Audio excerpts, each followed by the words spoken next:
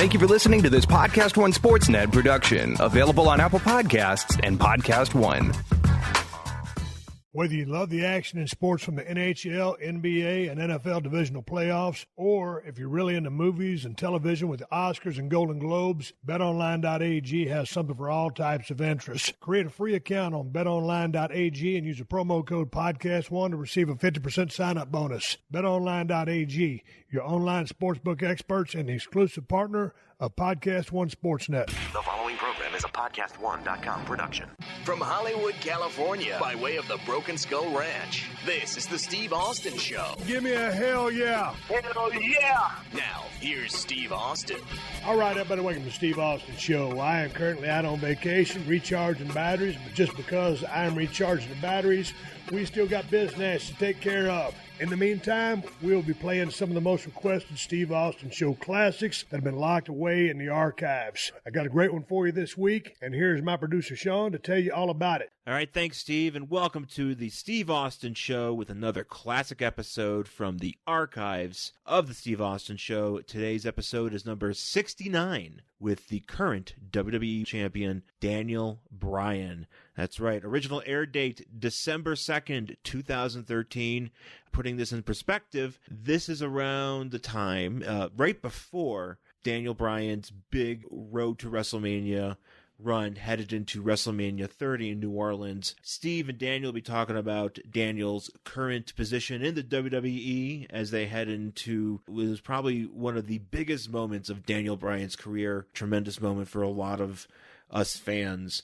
There's some stuff in here that is quite prophetic. And if you pay attention, just him talking about longevity in the ring, as well as just his focus on training and just his ring psychology. So you'll get a feel for some of that stuff throughout the interview. And it's pretty interesting how it applies today, especially towards the end where they discuss some environmental matters that fall in place with the new Daniel Bryan and how he is on SmackDown these days. As Steve will often say, the best wrestling personas are people who turn their real personalities up to 11, and I think this kind of applies, so keep an ear out for that. Also, I think what we're going to do going forward on these opens is just give you some this day in Steve Austin history. Today being January 8th. Let's start it off with two particular events. On a Monday Night Raw in 2001 in San Jose, Steve Austin went to a no contest with Kurt Angle. And check this out, at a SmackDown taping in Madison Square Garden in 2002, Steve Austin went to another no contest with, you guessed it, Kurt Angle.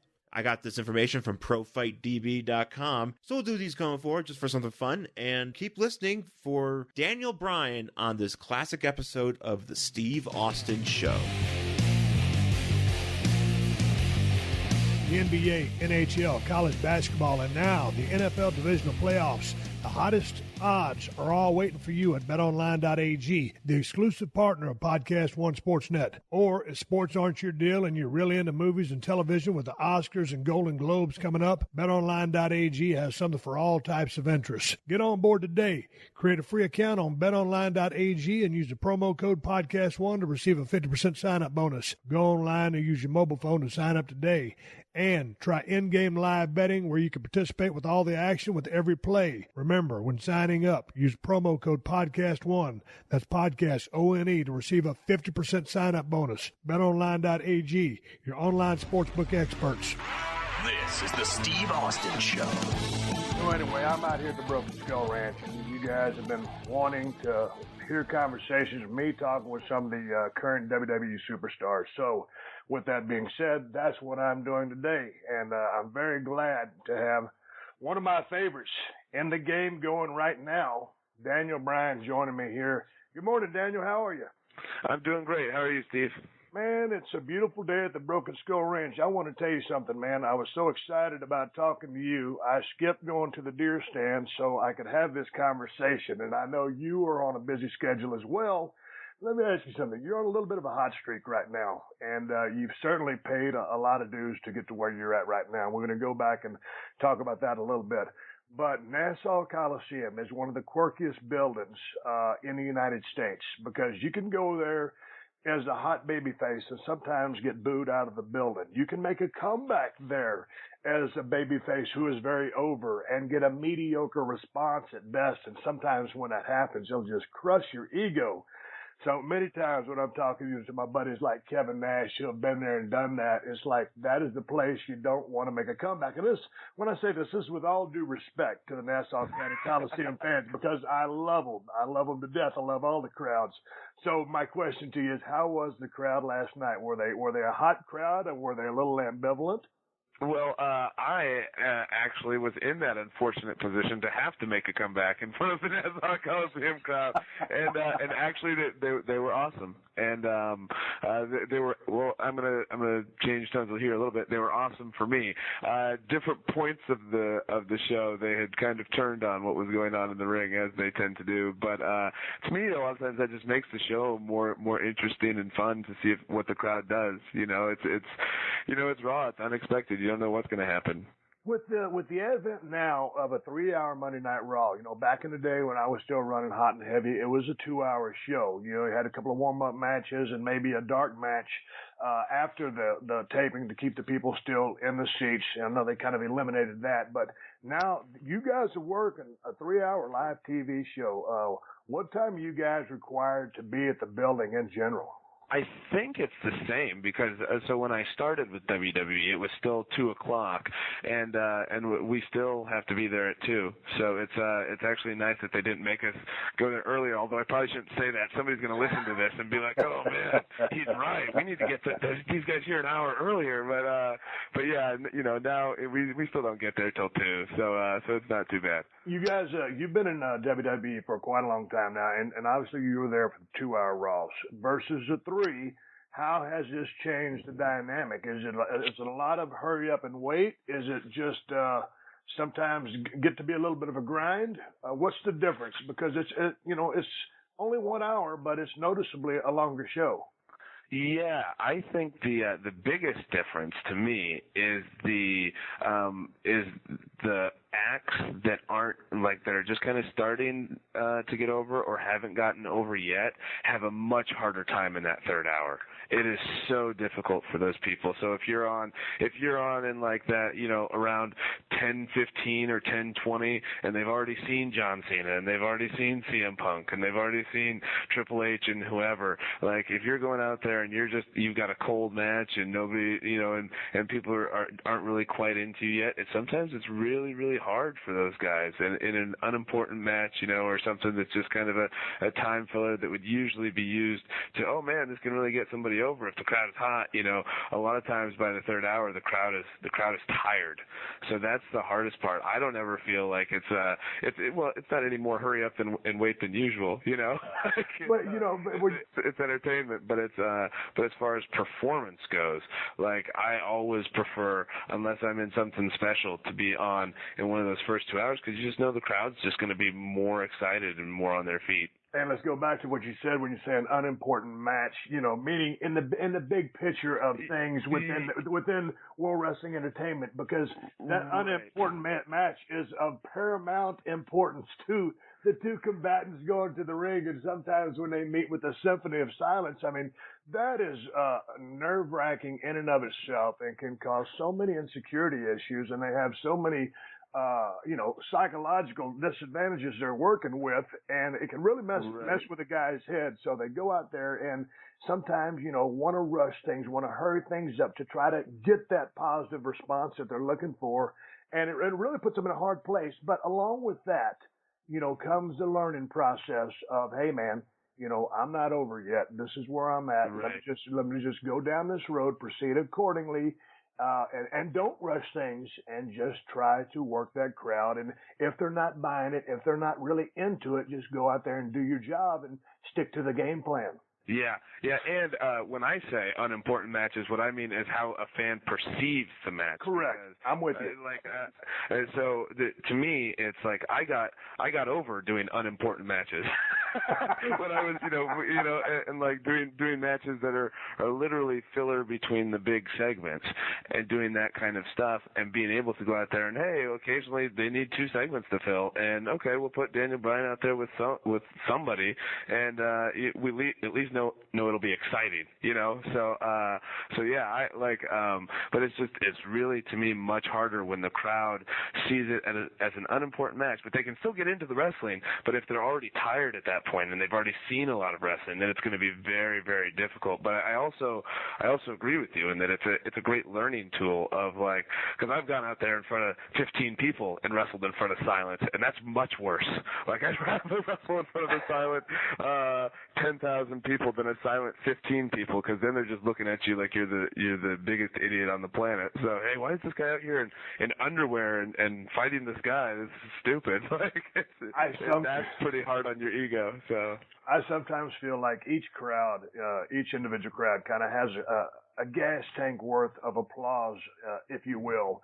And sometimes so much can happen, and they can go from full to empty, and then all of a sudden you get out there. Even you can be pretty damn over and not be getting the response that you're used to getting. I mean, sometimes that happened to me as Stone Cold, and even a cat who was, speaking for myself, super over, yourself very over right now.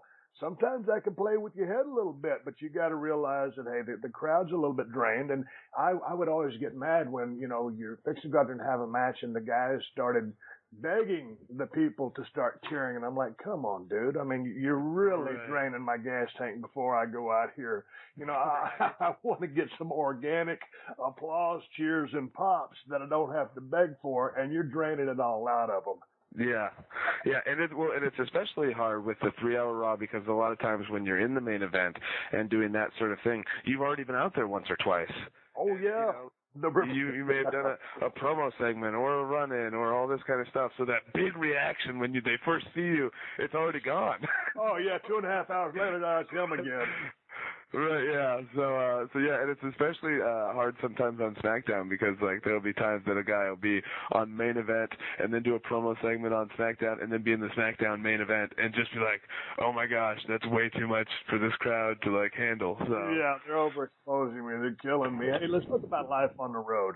I know in the last few years, a lot of the guys have gone the tour bus route, and man, I tell you, I wish I'd have been ahead of the game back then when I was on the road. It just sounds like a great way to get a little rest as far as your body's concerned, get down the road, and the comfort of a big-ass bus. Now, have you gone down the tour bus road yet? No, I have not. And quite frankly, it would be very, very difficult for me to do it, because the tour bus is very, very expensive. And, like, I've only made good money, like, the last 2 years. You know what I mean? I get like Randy Orton and John Cena and those guys have been making money for years. Even like CM Punk, he's been making money for several years. Big Show's been making money since I was in high school, since before like I was in high school. I think he started in WCW as a main eventer. His first match ever was in a pay-per-view main event. So, I mean, those guys have been making money for years, and so they can afford a bus. For me, it's just not financially viable right now. It's still like a couple years down the road, because I would need X amount of savings. I'm very logical in my spending, I like to hear that. So I'm not going to spend all the money on the bus until I know I'm financially secure enough to spend that kind of money. So, like, I look at it and I envy those guys every single day. Like, getting done with the show, okay. Like, Randy Orton takes better care of himself than probably any wrestler in history due to the fact that he has this bus. So, like, he does real thorough warm-ups and everything before his match and all that kind of stuff. But the nice thing for him is that after he's done with his match, he ices, he goes and sits on the bus as the bus driver's driving, he's stretching and that sort of thing, and then he falls asleep. And Randy will tell you, he sleeps like 8 to 10 hours a night. And I'm like, what? How do you do that on the road? And then it's clear he's got a bus. Hey, well, first of all, when you say Randy Orton takes care of himself like that, I wouldn't picture him, and the guy's got a great look, physique, body, a hell of a worker, but I wouldn't picture Randy as being so scientific and the way he takes care of his body. How long has he been doing that? I think for a couple of years, and I think ever since he had some really bad shoulder issues and stuff like that, and he kept kind of getting hurt, and so he really went in and was proactive about it. And so now, because he has something with his shoulders where they keep coming out of place or whatever, something like that. So he makes sure that he really went and found the cause of that and is attacking the cause of that. And how do I make my career last as long as possible? Well, I need to be doing this, and I need to be doing this, and I need to be doing this.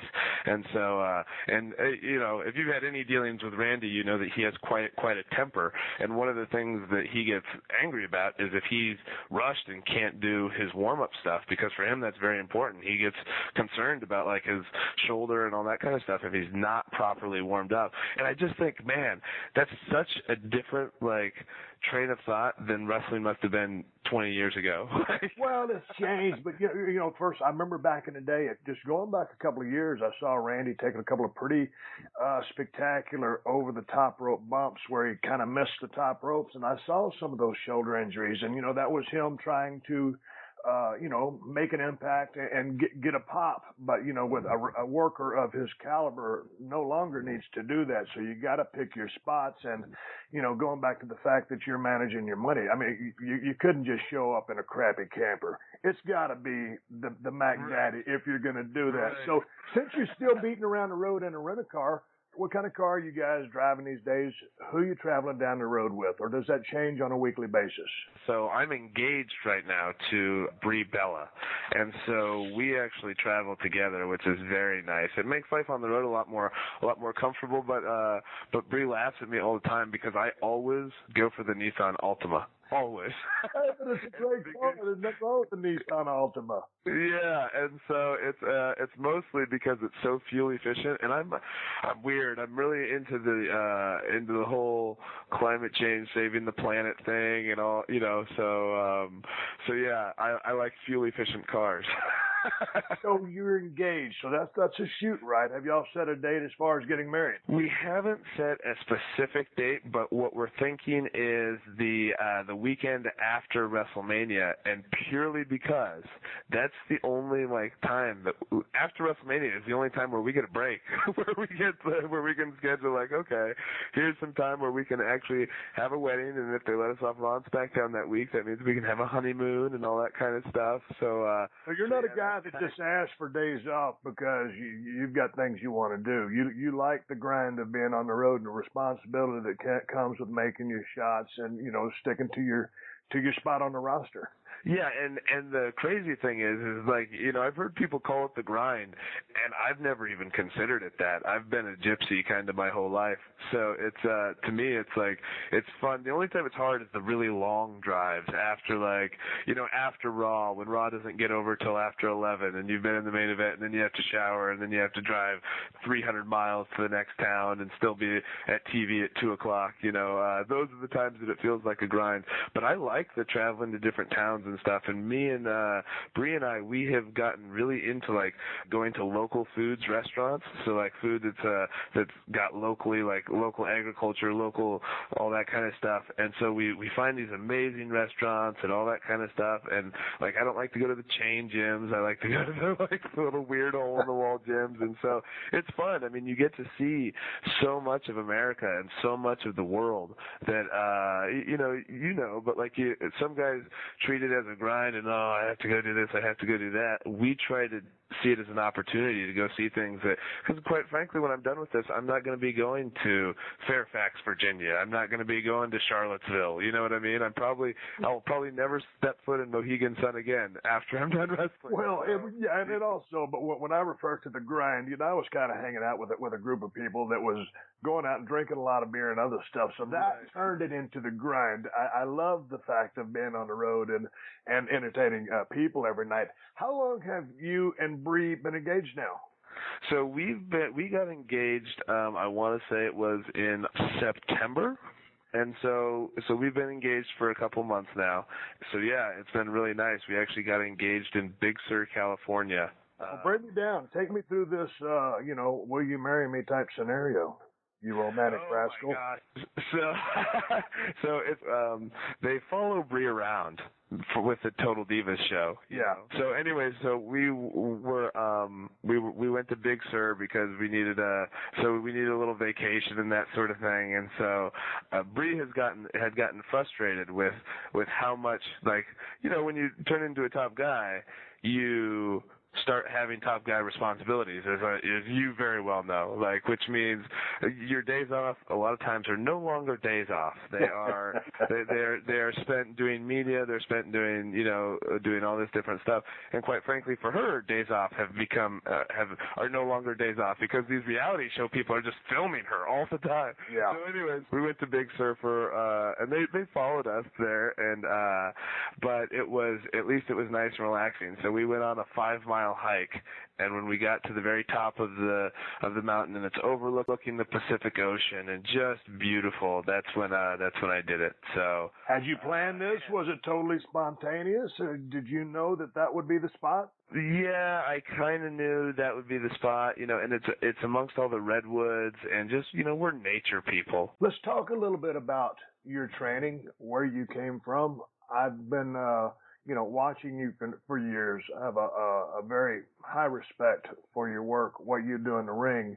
When you graduated in 1999 from high school in Aberdeen, Washington, right off the bat, you decided that you were going to be a pro wrestler. Yes. Okay, there was no backup plan. Mm-hmm. Does that meet with any resistance? Yes, of course. And so I went and trained with Shawn Michaels when I graduated, but that wasn't the plan. I was a huge Dean Malenko fan, and he had the Malenko School of Wrestling, which was down in Florida. And when I was a sophomore in high school, actually, before I had even turned 16, I was working a crap job, like sweeping floors at McDonald's and stuff like that. But I had saved up my $500 deposit when I was 15 to go to wrestling school, and then sent it off to a lady named Phyllis Lee, who I guess was handling the money for the Malenko School of Wrestling or whatever. But then right before I graduated high school, the school shut down. And but this whole time that I was doing this, I was telling my mom, like, so I'm sorry, Mom, I'm not going to go to college. I'm going to go try to be a professional wrestler.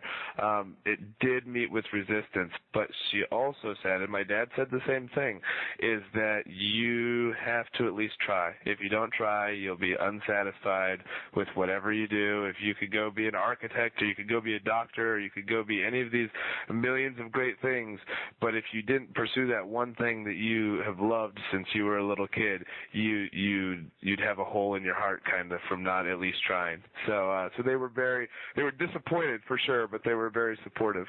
Well, so you wanted to go to Dean Malenko School, and I'm a huge Dean Malenko fan as well, and that would have been one of the best schools that you could have gone to. So you're in Washington State.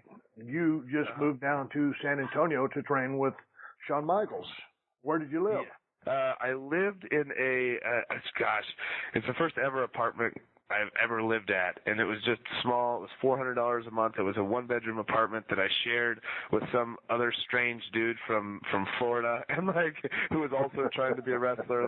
They were actually really cool as far as getting everything set together. Shawn Michaels' mom was actually very helpful because you called this hotline or whatever, and then once you paid your deposit, they helped you set you up with other people who were moving there to train to be wrestlers. Well, the guy who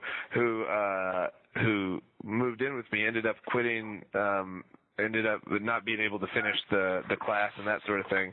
So then it's just me living in this little small apartment, and then Brian Kendrick ended up moving in with me. So it's two of us back in this little 1-bedroom apartment, and yeah, it was really weird, and sleeping on the floor and all that kind of stuff because we didn't have any money, so. How hands-on was Shawn with the training? Obviously, Rudy Boy Gonzalez was there assisting as well, right? Yeah, so Shawn was there almost every day, and it was interesting because that was at a time when he wasn't supposed to be doing anything. Right. He had his surgery a year before. You guys had done the WrestleMania the March before that. So I went down in June of 2000 or of 1999, and you guys had that WrestleMania match in 1998. And so it was only a year after he had the back surgery and all that kind of stuff, and they were still of the opinion, that he shouldn't be doing much of anything.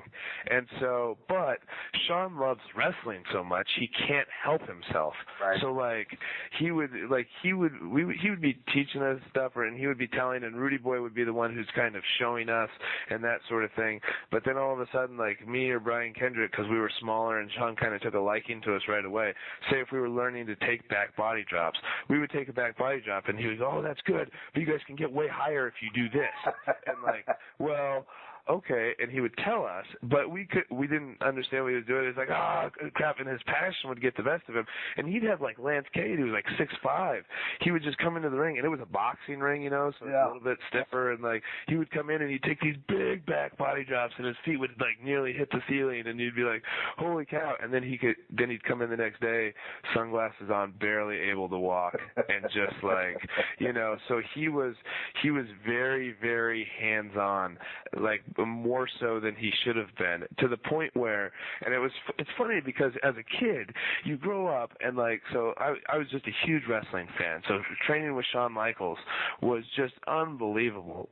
But it humanizes him because he's in there and he's doing something that he's not supposed to. And then his mom would walk in and she would just scold him, and he would it's literally dog tucking tail between the legs type thing. And you're like, wait a second, you're Shawn Michaels and you're still you still have to, It's like this, your mom. Mom, don't chew me out in front of the guys at the wrestling school. Yeah. So growing up, what federation or what brand of wrestling? You're a pretty young guy, so were you getting WWE at the time? What did you grow up watching there in Washington? So we didn't have cable when I was a kid, and so I mostly grew up watching anything that would come through the video stores. So I didn't, and it was nice because when I started watching in maybe 1987 when I think I was 5 or 6 years old when I started watching, and it's weird because none of my family are wrestling fans.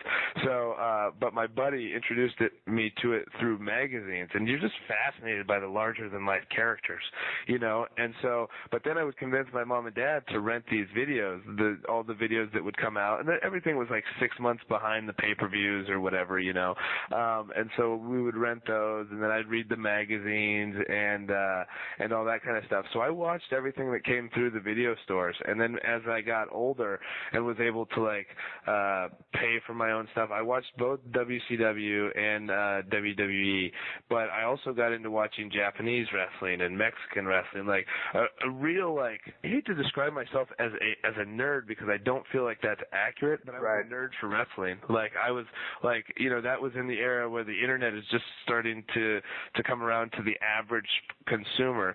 So all of a sudden, and especially in WCW in 1995 when they brought in the Dean Malenkos and the Eddie Guerreros, and then in '96 in came the luchadors like Rey Mysterio and all that kind of stuff, and they were doing things that you had never seen anybody do before. And that was around the time that I thought maybe I might have a shot at this. It wasn't because in WWE at the time, everybody, even Shawn, he's over 6 feet tall, right. But in WCW, Rey Mysterio coming in at 5'3", 145 pounds when he first started in WCW, that gave a guy like me the line of thinking man, there's no reason I can't try this. But were you feeling, hey, you've got a longer road to go because you weren't necessarily 6 foot 230? Well, I knew that all along, but I also, in a strange turn of, it's only a strange turn of events that has led me to WWE. Because I honestly thought when I started wrestling that my career would be spent doing Mexico and Japan.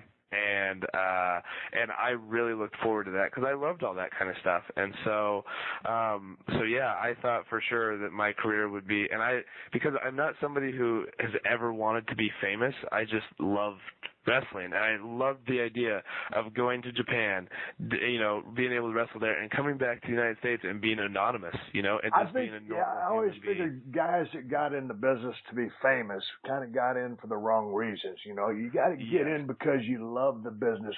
I see when I watch you work, I see some heavy influence by Japan style wrestling, but I also see a European flavor, and I think that must have come from when you met William Regal and started working out with him. I mean, the guy's one of my favorite workers of all time. I know you guys are very close, and he speaks very highly of you as well. What did you pick up from William Regal? Well, just so it's crazy. So when I met William Regal, I was actually under developmental. I got signed to a developmental contract when I was 18, and then got fired a year and a half later when they bought WCW. But in that time, I was lucky enough to meet William Regal, and he's awesome in the sense that he will help anybody that he sees that truly wants to learn. And so there is like a lost art form of British wrestling that only a few people can carry on, and he's one of them. And I was literally just fortunate enough to meet him at a time in my career when I saw it and was like, oh my gosh, and he opened my eyes to an entirely new world. Because like I said, I watched Japanese wrestling and lucha when I was in high school and stuff like that. But when I had never seen British wrestling, old British wrestling, because by then it was off television in England, the old style of British wrestling. So he would teach me, and me and Brian Kendrick, we were just fascinated by all of it. Like, what? We've never seen any of this stuff. And then he would like tell us, okay, and then he would get tapes and show us little things of like, of Johnny Saint and all these different legendary British wrestlers, and even like the stuff Finlay was doing in Europe at the time was just, it's just completely different than anything. So you're watching a bunch of old World of Sports stuff, right? Yeah. Oh, yeah. I ended up watching a lot of World of Sports stuff, and now it's great. Kids today, who if they're interested in wrestling, are so spoiled, and I assume that's everything throughout culture, not just wrestling, in any sort of avenue. But like, you had to really pursue these tapes, like, and try to find somebody who could get you some or something like that. Now, literally, you can just go on YouTube, and there's hundreds, if not thousands, of awesome old World of Sport matches or Japan matches or anything like that. Like, it's all just right there on the internet. So break down your understanding of the Lucha Libre style wrestling to me, because it is stuff that I really enjoy watching. And I, of course, when I go down to Mexico to film a reality show every few months, I get a chance to watch a lot of it. That being said, I appreciate the work that they're doing in the ring. I don't have a total grasp on the psychology of the situation. Can you break that down for me? Absolutely not. I have no concept of it. So, like, well, how did you go do it? Well, okay, so when I went to go do it, you essentially just kind of you follow the leader as far as like, and I've always kind of taken this approach throughout my career when I've gone to different places, is that the people who are over there know the style there and know how to get over there. So if you listen to their directions and then kind of take your own interpretation from that. For them, I'm sure that they have some sort of psychology, but they were never able to explain it to me because I don't speak Spanish. But like when I went there, and my interest in Lucha Libre was purely from a small guy standpoint. As far as I'm like you, I've never been able to get into the psychology of what they're doing. I don't understand it. But what I really wanted to learn was how to do the style, because I saw how successful people like Eddie Guerrero were and Rey Mysterio and that sort of thing, and I thought that's a tool I need in my toolkit if I want to be successful. Let's talk a little bit about your look. You've changed it from when you started to now. I was watching back some old stuff from Ring of Honor. You had a great run through there. Many tremendous matches, but, a bald head, no facial hair. And finally, here in the WWE, with the long bushy beard, the mop of hair, how long did it take you to say, hey, this is what I want to look like, or why I'm doing this? How did the beard, because I think it's a great marketing tool for you. It's a great look. And obviously it's on T-shirts, it sells gimmicks, and it's marketable. So was this a brainchild of an idea? Was this E=MC² moment? Or, hey, I'm going to let my beard grow? Well, it was, hey, I'm going to let my beard grow.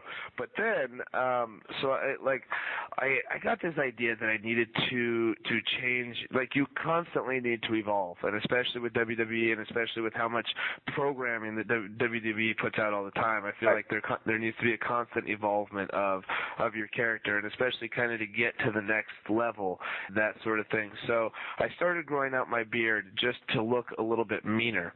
But then I thought, you know what? I don't want to, I want to start growing out my hair. But the hair part of it, like, it takes time, and your hair goes through awkward stages. And so I was like, you know what I'm going to do? I'm going to keep growing out my beard to distract people from the fact that I'm growing out my hair. And it wasn't until months after I had started growing out my hair that Triple H came up to me and said, are you growing out your hair? And my hair was already long enough that it was no longer in that awkward stage because the beard is so distracting that it's like, oh, you don't even worry about what's going on up top. You just like see this mess of a beard. And so now it's more kind of what I had envisioned of like a wilder kind of appearance that would appeal more to because part of the problem for me is that WWE is marketed a lot towards the casual fan and a lot of children and that sort of thing. And look, as much as I have disregarded it throughout my career, like I was always like functional training. I wasn't into bodybuilding. I wasn't into anything like that. As much as I've disregarded looks throughout most of my career, it's very important here in WWE. And I'm not saying that you have to look like a bodybuilder, but you have to give them, it has to be a unique presentation. To me, a great example is Kofi Kingston, is somebody who goes out there and the kids always love him because when he comes out, he's colorful, he's got the dreadlocks, he's jumping up high in the air. And so I've always felt that my wrestling is enough to get me over with the adults, but the kids, it's different. You know, you have to be able to appeal to them now as well. Alexa isn't the only one with breaking news. Make sure to hang around at the end of this podcast for the latest breaking headlines on the AP News Minute. Attention football fans. While you watch all the exciting games in the postseason up to the big game, Coach Jim Harbaugh on Attack Each Day, as the esteemed head coach of Michigan, talks football, family, and so much more with guests like Dan Patrick. With an enthusiasm unknown to mankind. You like that, Dad? I love it. Got to coin that. Check out Attack Each Day, the Harbaugh's podcast, every Tuesday on PodcastOne Sportsnet or wherever you get your favorite podcasts. This is the Steve Austin Show. Very glad to have one of my favorites in the game going right now, Daniel Bryan, joining me here. So let's talk about the venerable beard. I was in the middle. I'll have to drop a story on you. I was in the middle of growing my beard out for deer season down here. I had about a month worth of growth on my face, and that's a lot for me. You know, the whole beard, nothing on my head. We know what's going on there. So anyway, my wife gave me a hard time about it last night, and so I knocked it down. Now I have a goatee that's out of control, and she's able to live with that. So care of the beard, is it shampooed and conditioned on a daily basis? What's the care process? Are you brushing this thing out? Because as short as my hair was, I had about an inch worth of fuzz. And I would get my wife's hairbrush, and I would brush my beard. Is that acceptable? Okay, yes, it is acceptable, although it's interesting because I care so little for my appearance. Like, most of the time I'm not interested in that sort of thing. But what I do... But you have a fiancé who is. Right, yeah. And actually, yeah, so she makes sure, she loves the beard. Yeah. The most important thing to her is that the mustache is trimmed properly so that she can adequately kiss me and all that kind of stuff. But yeah, no, the beard gets shampooed and conditioned, every day nearly, so the shampoo and conditioning actually takes me a lot of time in the shower. I'm sure, as you know, as somebody who has most of my life had a shaved head and no facial hair, showering used to be a very short process. And now with all of this and the shampooing and the conditioning and all that kind of stuff, it takes like 10 or 11 minutes, which is 2 to 3 times as long as it used to take me before. But yeah, I still very rarely comb it, although I should. I feel like some of the hairs up front are starting to be dead and falling out, so I should probably take a little better care of it. Please tell me you're not the guy on a European tour when you've got 2 tour buses waiting, a bus full of bad guys and a bus full of good guys, and you're the one guy in the shower that everybody's waiting on because you're going through your beard process. Tell me you're not that guy. You know what? Honestly, I am not that guy, and I don't think I've ever been the last guy on the bus, even when I was in main events and stuff like that for the European tour. So yeah, no, I'd like to think I'm not that guy, but it is possible that someday I will be that guy. Like, you know what? Screw all these other guys. I'm gonna make sure my beard is taken care of. Hey, let's shift gears and go back a little bit to the work. You're very accomplished mechanically in the ring. Was that the stuff, the work in the ring, just from a mechanical standpoint, something that was really natural and easy for you to pick up? Yeah, the wrestling part always came very naturally to me. It was the character stuff that was very difficult for me. Even just the hardest stuff for me was even just walking to the ring. Like that spotlight on you before you start wrestling to me is much harder than anything that I do in the ring. You know, I just naturally gravitated towards the technical wrestling aspect and the stuff that you do in the ring. But I'm naturally a shy person and not very outgoing, so like all the character stuff was much more difficult. And you really mentioned something that a lot of people wouldn't even know existed: the walk to the ring. As soon as your music hits from when the crowd first sees you, that walk down the ramp, man, that can mean everything. Now, certainly, you know, people aren't going to buy tickets to see you walk down a ramp. You've got to get into the ring and go through the paces and entertain them, highs, lows, and take them through a great match. But there is something to that, and it goes to, to me, it was the BMF walker. So there's something that goes with that. So if anybody that's listening to Me Talk with Brian, check into that and then think about that. Now, psychology-wise, Brian, you're working with some great people. Shawn Michaels, one of the great psychology guys of all time. Certainly, William Regal is too. How did the psychology develop for you? And I also, reading that Masato Tanaka was a big influence for you. But how did you put the pieces together from the standpoint of the work in the ring, the timing, how and when to do what?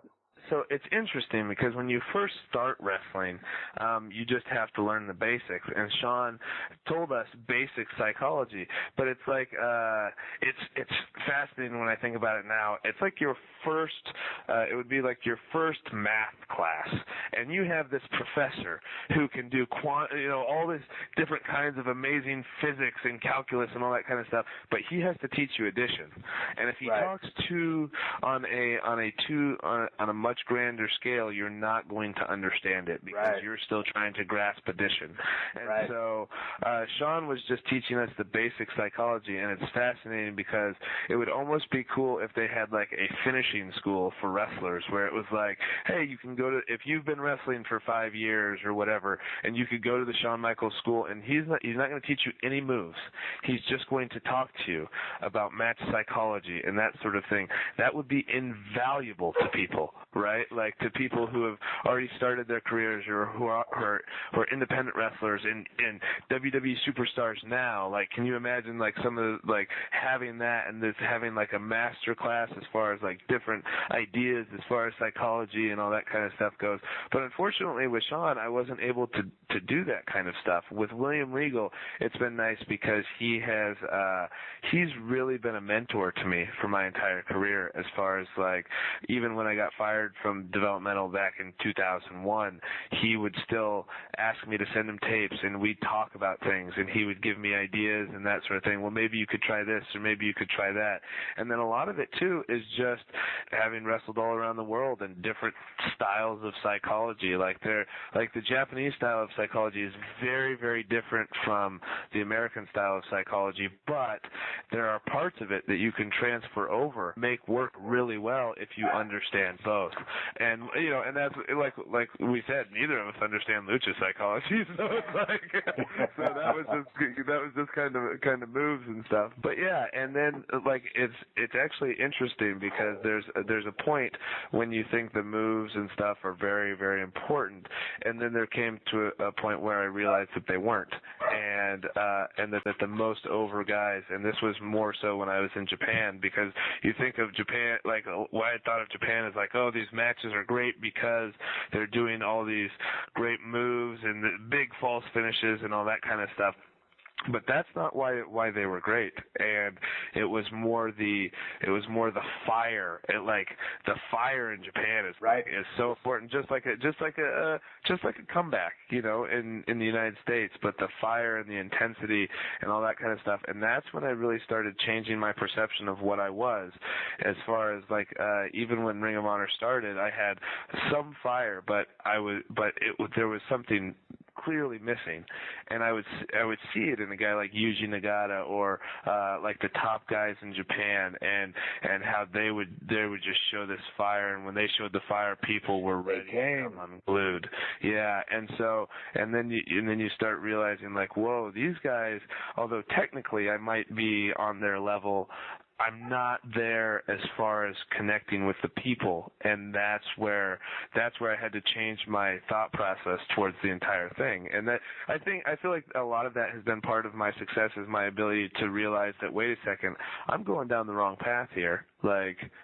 I need to focus on this, because I've always gravitated towards the technical wrestling. Like if you left me up to my own desires, I'd go out there and do hammerlock switches for 20 minutes. But I'd be like, I'd wrestle like Dory Funk, you know what I mean? And Dory, that was great in that era, but wrestling's changed, and so yeah, like the ability to kind of switch your mindset and realize, like, wait a second, I'm not as good as some people like to say that I am. You know what I mean? Like, people will, and it's weird. This is a weird business, and you know this. Like, once you get to a certain point, people stop criticizing you. You become like, oh, well, or if something goes wrong, it's the other person's fault, and the other person that you're in the ring with, and people will say, oh, well, yeah, no, the match wasn't that good, but you were in the ring with so and so, and to me, that's never an excuse.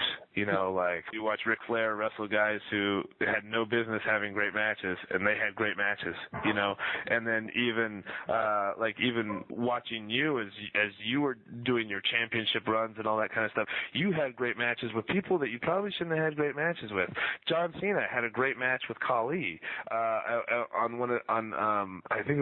don't remember what year it was. It was one of the Royal Rumbles, but he had this really great match, and so that's part of being that guy, is that you can't blame anybody else but yourself. You have to go out there and take responsibility for whatever happens in the ring. And so, and that's just looking at every aspect of your game. If this didn't work, how could I have made this work and all that? So that's where I kind of got my psychology from. It's just a hodgepodge of different people, and then William Regal being almost like my mentor, that guiding light. So, have you relocated to Vegas?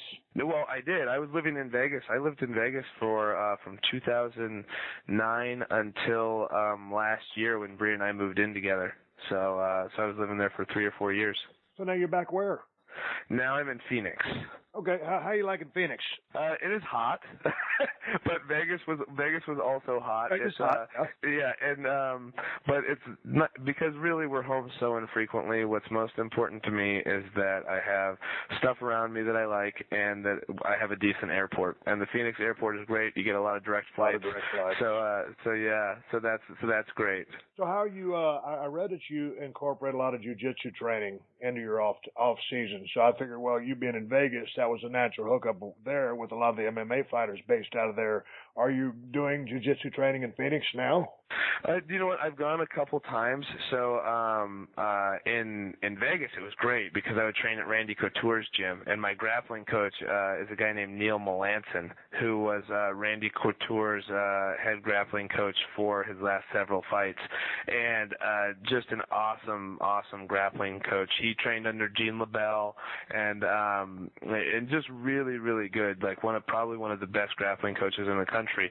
And then when I moved to Phoenix, a couple times I've gone to MMA Lab, which is where Benson Henderson trains. Yep. But our schedule is such now, with like getting that day and a half off every week, your body just needs to recover. And sometimes I went in for 2 days straight, and then I came back and then went right onto the road, and I was like, that was a horrible idea. Like, that was a really really stupid idea. So But a lot of those guys, a lot of the MMA guys are fans of pro wrestling. So you've certainly had to cross paths with a lot of these guys who respect the knowledge that you have inside the squared circle of sports entertainment. Yeah, and it's just fascinating when you meet some of them who are wrestling fans, and then and then they're like, oh, so when I went to the MMA lab, I actually met Benson Henderson on one of the days. He was there training, and I don't think he's a wrestling fan, but a couple of the guys that were there were, and so like it was just kind of neat for them to be like, whoa, Daniel Bryan, that's so cool, and then like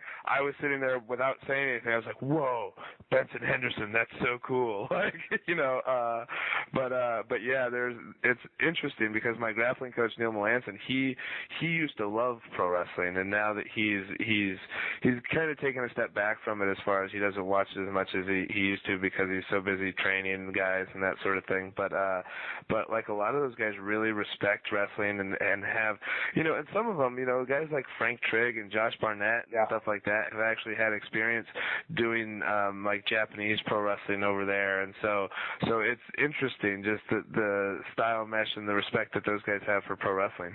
Before our 60 minutes comes to a close here, Brian, I've got to ask you, you're what? You're 32, 33 right now? 32. You're 32 years old. You've got, 13, 14 years in the business already? 14 years. 14 years, as I used to kid my buddy Brian Knobs, the young old guy.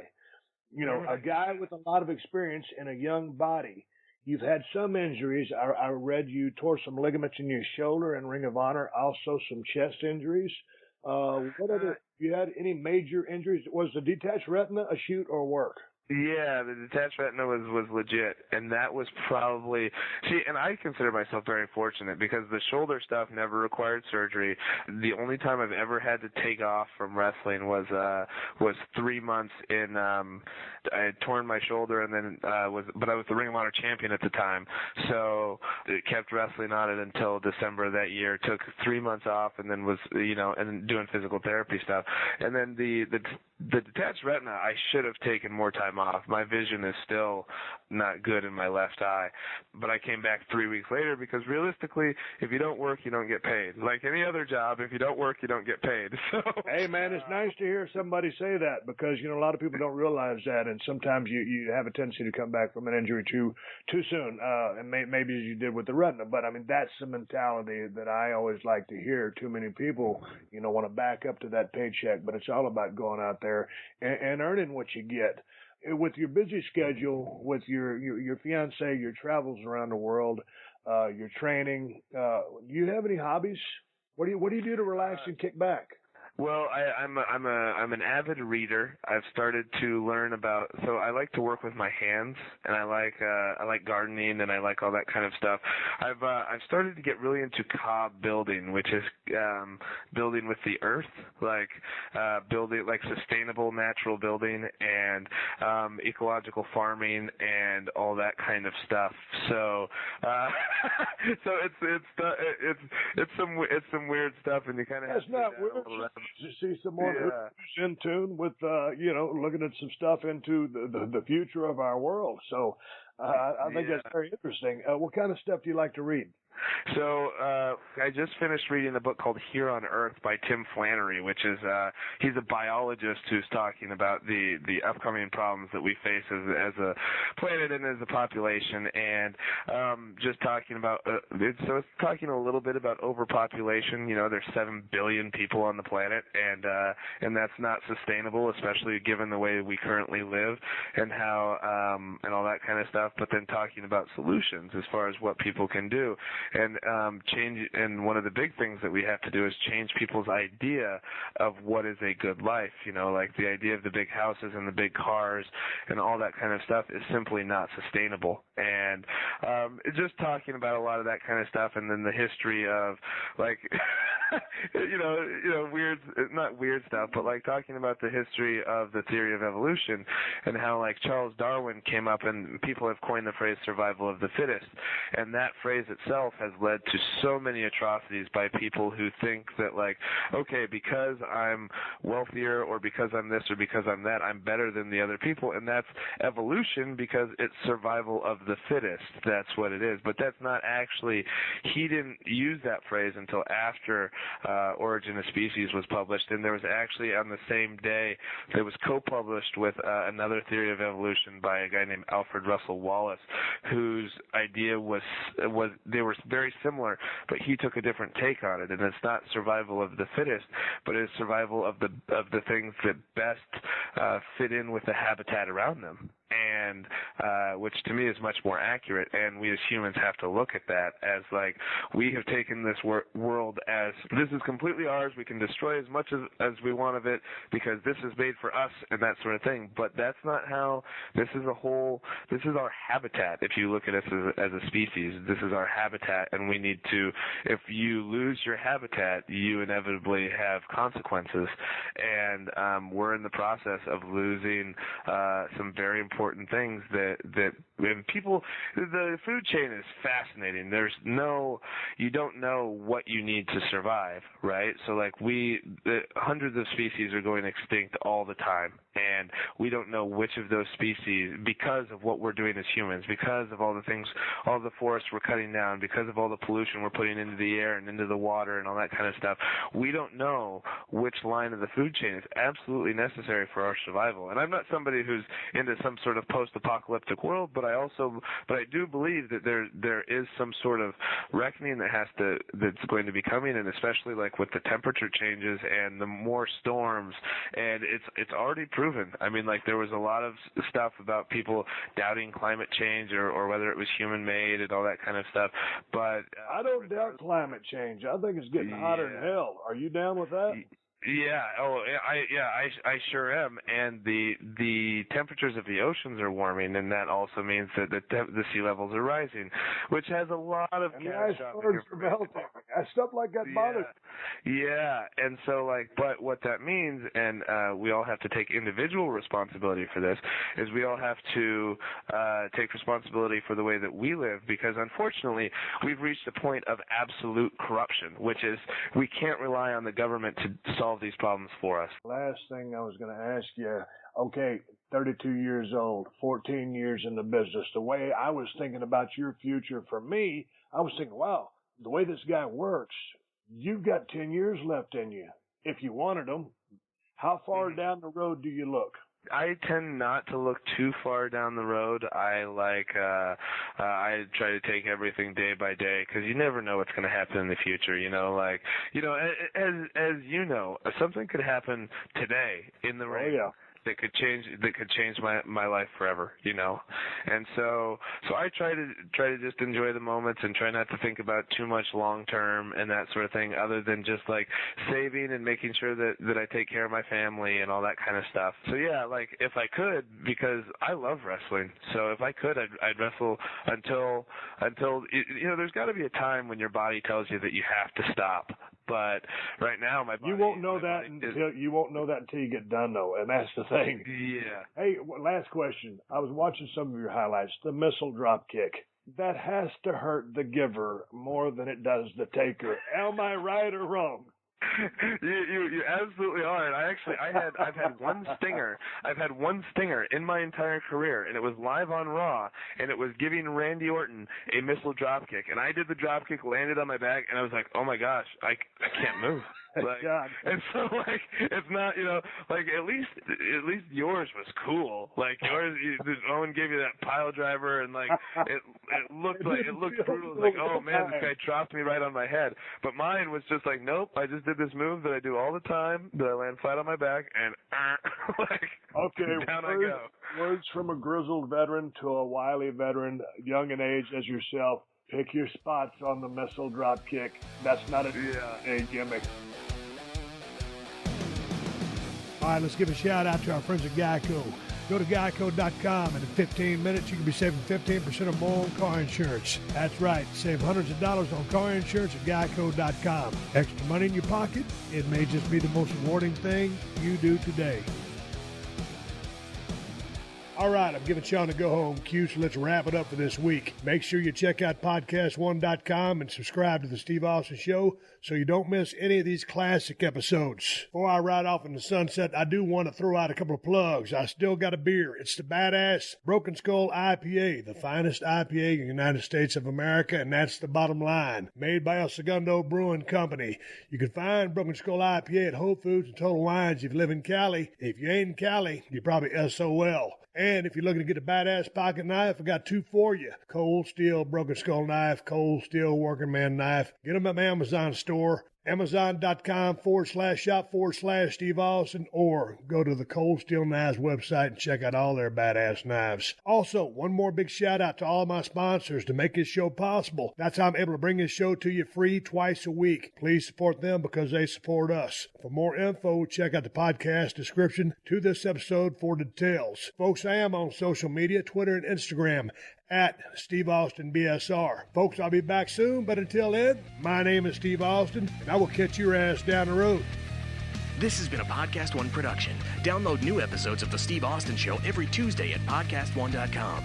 That's PodcastOne.com.